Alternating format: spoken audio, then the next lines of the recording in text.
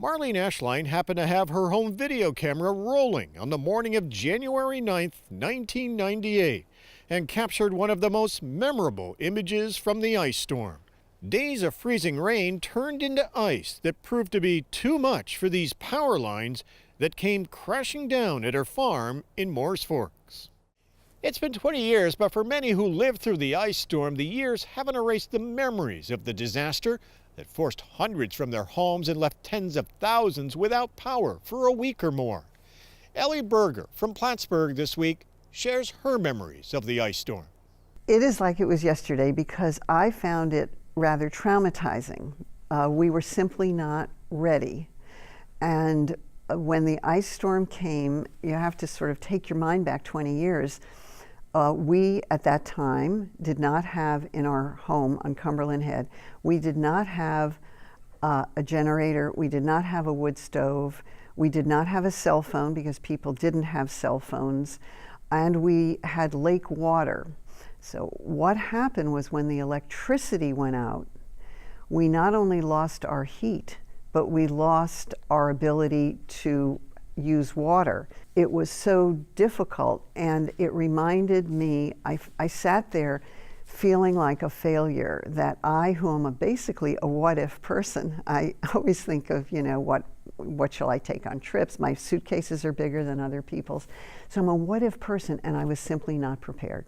For the whole time I lived in Plattsburgh, we had little electrical outages for 6 hours, at the most 12 hours, but this was it's a totally different experience. At first, when the storm came in, I don't think, I had nothing to compare it to. So I thought, well, in a day or two, we'll be back up and running.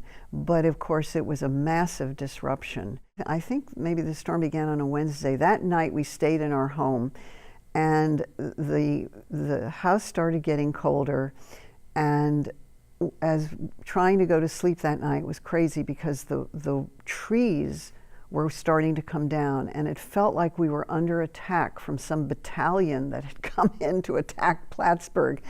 And the cracking and the noise. And the next morning, we had 2 kerosene heaters, and so we were going to set them up in the basement and just to keep the pipes all right. And we by about midday on Thursday, or late in that day, we knew that our house was going to be too cold. The ditch was starting to freeze up across the road, so we couldn't get water anymore for the toilet. We knew that we would have to abandon things. Mike set out big buckets out right where the drain comes down because the water was just pouring off the roof.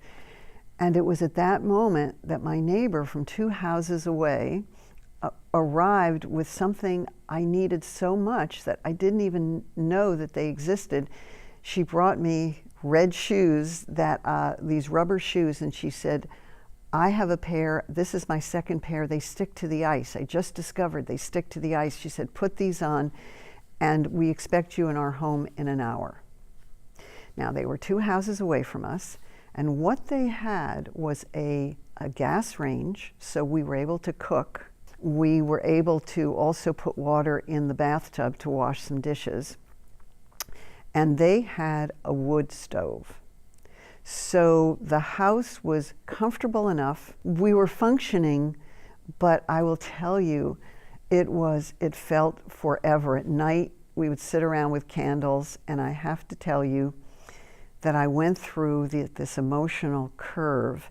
I would begin to whine and complain, and one of my main complaints was that we weren't being told what to expect. I think that would have calmed us. We would complain and talk about how difficult this is, and then we would stop and say, no, we are the lucky ones. We are blessed. We are warm.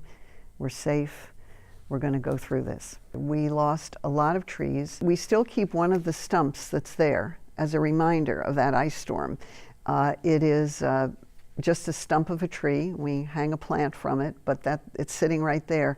But we did not have a lot of damage. However, one of the effects of the ice storm was in the spring, I remember that spring of '98 as the noisiest spring I have ever, noisiest time in Plattsburgh, in this area, I have ever heard, because everybody was chainsawing all these dead limbs because there were just piles of debris. And it took a long, again, it takes a long time to get back to real normal. And everybody had his or her own personal crisis. But I was impressed with how much everyone cared about everyone else.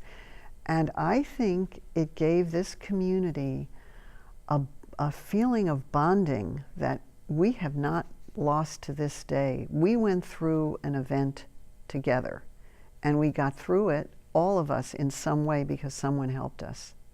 And I want to tell you how it has affected me all these years. It's had long range effects.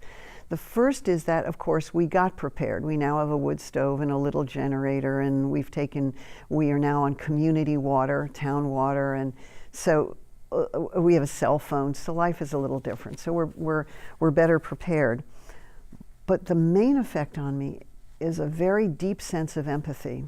When I think about the people in Puerto Rico right now who don't have power and don't have water, I have a different level of concern for them. People in California whose lives have been disrupted by fire and floods, I understand disruption, and I understand how when these natural disasters happen, that you crave routine. You crave just getting back to your daily routines. The last thing is that I think that the word ice makes me a little panicky. The other night, the person on the weather report said that this weekend, for instance, when this show is on the television, we're going to have some ice. It's going to be, apparently, it's not worried, it's not an ice storm, but there's going to be temperatures low and we may have some ice. I hear that word and I just get a clutch in my stomach. So ice for me is a little bit more traumatic now. I hope that we don't ever see another ice storm like the ice storm of '98. It was 20 years ago, and it's still with us.